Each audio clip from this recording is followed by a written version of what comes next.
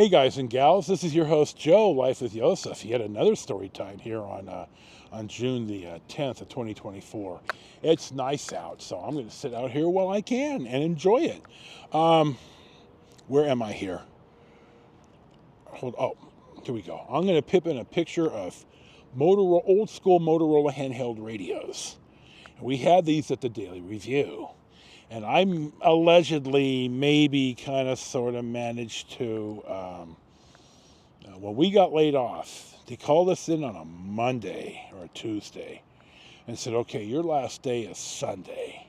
Now, they really should have laid us off right then. And they said, well, now I was a full-timer. I had allegedly benefits and stuff, but everyone else was a weekender. Donnie and Jim, my cousins, were there too. And as well as my brother Charlie, though he wasn't my brother at the time.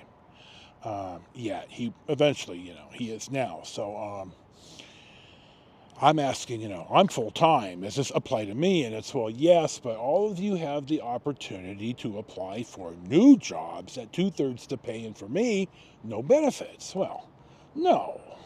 My time at the Daily Review is done, but I was throwing routes during the week. I didn't have a district on the weekend like I used to, because I was like a floater. I did whatever needed to be done. I kind of like that.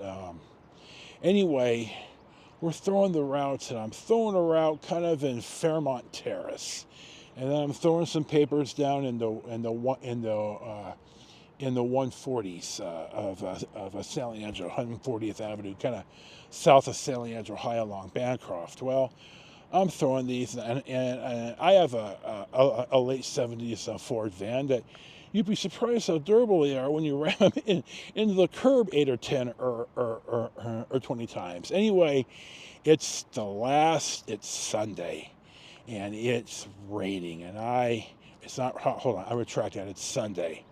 It's not raining, but it's going to rain, and it's my last day, and bluntly, I'm really not happy. And this is why they really should have just had checks ready for us when they announced. Anyway, we used to porch all the papers. Now, when I got to the Mercury, and we throw them on the driveway, and we dropped the papers for the carriers on the street corner, this was absolutely new to me. Now, more on the afternoon side, you dropped at the house, but in the morning, you had guys who had their delivery runs that were the same for years because the carriers came to the drop. Anyway, it's Sunday. I threw about 300 papers. I'm in the 140s, and right when I'm throwing the last 3 papers on the driveway, because I'm not going to porch them, I don't give a shit anymore, it starts raining. And I go back home. Now, I'm living on Oriole, and Rich, my bro Rich, leaves a note that, hey, the supervisor, Frankie, wants you to call him. Well, all right, I just wander in. It's about 8 o'clock in the morning, and it's raining, and the phones are ringing off the hook. And Donnie and I and Jim are just sitting there kind of laughing, and I told these guys what I did, and they said, well, hell, we basically didn't do a whole lot better until I think it was Frankie or one of the supervisors that the weekend guys just said, you're going to get paid, just go home. So we went in Thursday for our paychecks, and Frankie was on the phone, and I took the phone out of his hand, and I hung up, and I said, hey, you fucking asshole, I want my fucking check, and I want it now. We started to have words, and I got trespassed off the property after that. I got asked to leave. Andy L. Led me out. I said, Andy, all of you wronged us. And Andy retired shortly after that. Anyway, I managed to abscond one of the handhelds with a charger. So I could be, in the house on Oriole, and I could hear my traffic and if they're calling me and such. And, well, nobody, none of the management knew that I had this. So when I got laid off, I was living with my roommate D, who I went to high school with.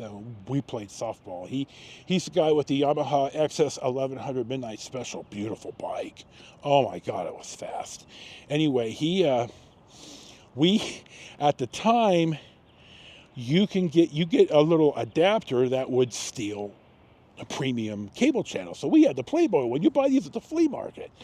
And so we had one for Playboy, and it's not it's not the hub at the time, but it's softcore and type of stuff. And my voice, and I stutter, so I really can't say stuff. But I would turn up the sound on the Playboy and I'd key the mic, and they'd get 8 or 10 seconds of this. And the dispatcher who stayed, Reverend said, and no, Nathan, it's not you, my brother, not Reverend 3, but Rev. Would say, we've called the FBI and we're tracing you, and then I put it on some more. So I did that for a good long time until I figured out, I probably want to get rid of the evidence, and I don't really know what happened to the radio and the charger. But one day it wasn't in my house on Oriole, and I kind of let that go, and that was about the end of my story at the Daily Review, and all of this nonsense. I did when the owners of the Review bought the Mercury, and there was something about the warehouse in Dublin. Now I was the foreman. And I saw Frankie's name in the email, and my last name is not common in the United States, certainly not for a big white guy. And he knew it was me, but it's like, dude, I make more money, I got better benefits, and I'm retiring earlier. So, I did make a few enemies in my day. My mom said once that, you're the villain in somebody's story, and I'm probably the villain in Frankie's story. And Frankie, you can still fuck yourself because I don't care. So that's your story here. Well, your host, Joe, Life with Josef, and this is allegedly now because, I don't know, it's story time. You believe me if you want. This is your host, Joe, Life with Josef. Got to always have a disclaimer. Life with Josef. Story time. Enjoy your day. Peace be with you. And we'll see you for the next one.